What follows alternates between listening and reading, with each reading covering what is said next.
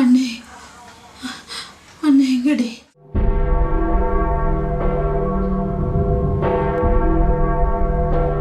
உன் வேலை தானே ஆச்சி, நடந்தது ஒரு விபத்து. நான் உன் அடையாளம் காட்டுறேன்.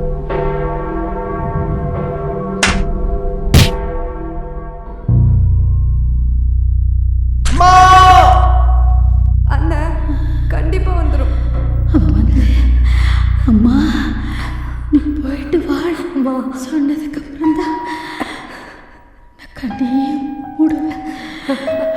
அது வரைக்கும் பிடிச்சி வச்சுட்டு இருக்கேன். என் ராஜா வரட்டும்.